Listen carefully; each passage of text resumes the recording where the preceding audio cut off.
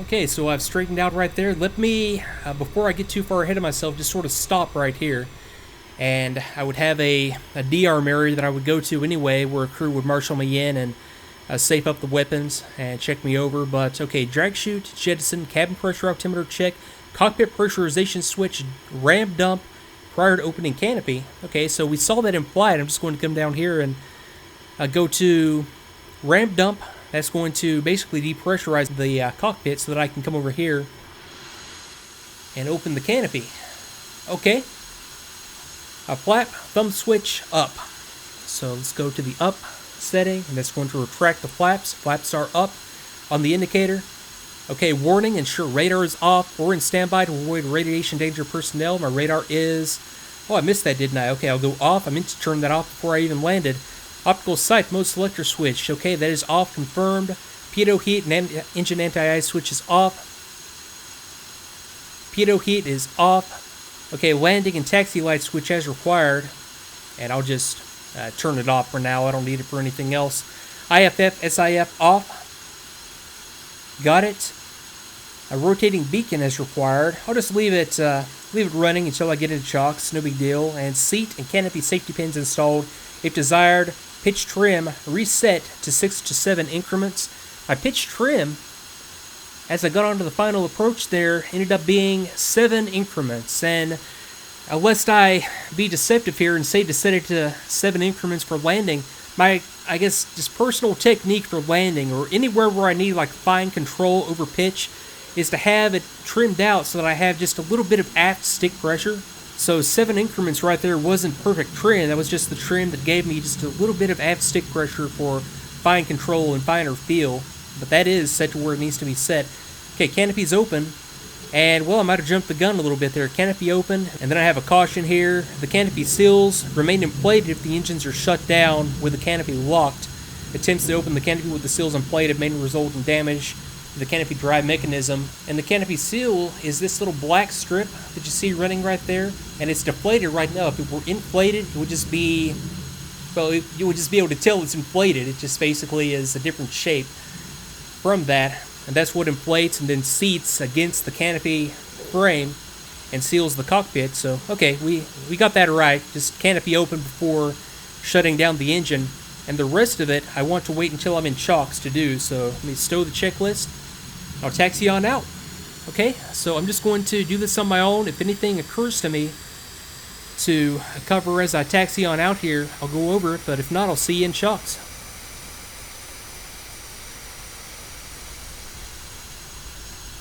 Okay, so coming up on chocks right now, I guess the only surprises that stand out to me, things that I wasn't really expecting, was the sink rate.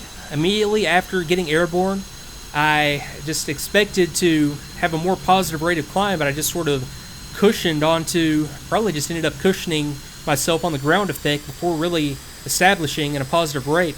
That surprised me, but now that I know that it's coming, it's not a big deal.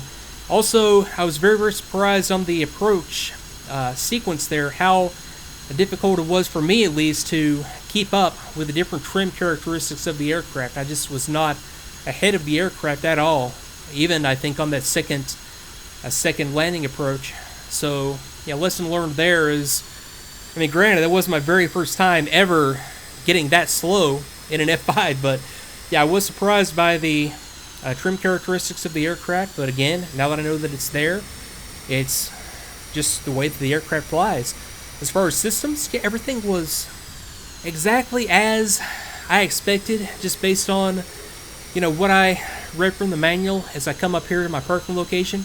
I didn't have any surprises at all. Granted, I didn't really, once I was airborne, dig into any systems other than the ECS, so we have a lot of ground left to cover when it comes to, well, I take that back. There really isn't that much left to cover when it comes to systems, but as they pop up in practical use, that's where I'll be covering them.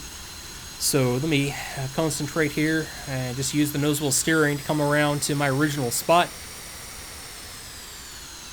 Picking up hand directions from the marshaller. I'm trying to remember, yeah, I was on this lead-in line going out. Bring the nose on around. Believe me, this is a lot easier to do in VR when it comes to just telling where you are in relation to lines, in relation to trucks and other aircraft, so, anyway. Okay, so engine shutdown, we already hit the first step. Cockpit pressurization switch normal, and that is back to the normal position. I think it is. Okay, there we go. Left click, guard down. Okay, wheel brakes, hold until chocks are in place and contact the ground crew. Go to F8, wheel chocks, place. Place the wheel chocks. Copy. Wheel chocks are now in place. And let's see, all unguarded switches except battery, generators, and fuel boost pumps off. Seat full up, throttles off. That's about as generic a procedure as we get. So let me just start and make this as a sweep from the left side. I'll go pitch and yaw damper, off and off. Okay, armament switches are all off.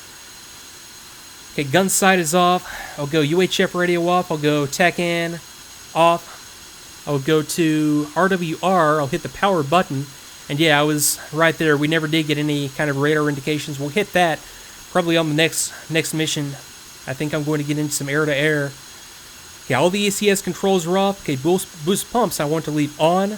Generators and battery I leave on. Oxygen, I'll go off. IFF is already off. Lighting, let's go off, off, off, off, off, and off. And beacon, off. Okay, there we go. And after that, let's see here. Full up on the seat. So let's go to up. And bringing the seat full up is just going to make it easier to retrieve items from below the seat if they were dropped. It also makes it easier, or makes it possible, to do basic inspections on the seat that people need to get in and do after and between flights. Okay, throttles up, and allow engine RPM to stabilize for 5 to 10 seconds. Standby ADI cage, and then battery off. Okay, so let me think about this. Left or right? Which would I rather do? It's actually not going to matter at all. I'll go right off first. Okay, right-hand engine instruments are going to come on down. And I'll allow that to stabilize for 10 seconds. Okay, good enough. Left throttle off. And then battery off. Okay, that works. Before leaving aircraft, safety pins installed, safety belt checks, Form 781 is complete. So that's it for the first mission. Boy, I hope you enjoyed that. That was a lot of stuff I must have covered right there, and a lot of editing I'm going to go back and do after the fact here. So at this point, and the reason that I always make the first flight as simple as I can, just basic takeoff and landing, basic navigation, is that I don't want to be thinking about any of this stuff once it comes time to operate the radar, fire missiles, do air to ground. I want to have all of this stuff just be natural so that I'm not worrying about how to fly the aircraft and how to operate the aircraft when I'm into the more complex aspects of this. So I don't know how many videos this is going to end up being, but I guess just to give an idea to people who are watching this in real time.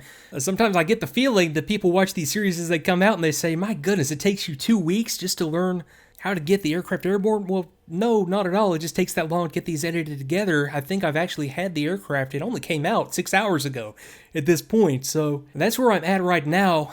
And what I'll probably do is go back and read the manual after this to pick up on, I'm sure, a lot of things that are going to make sense now that didn't make sense before I had any time in the aircraft.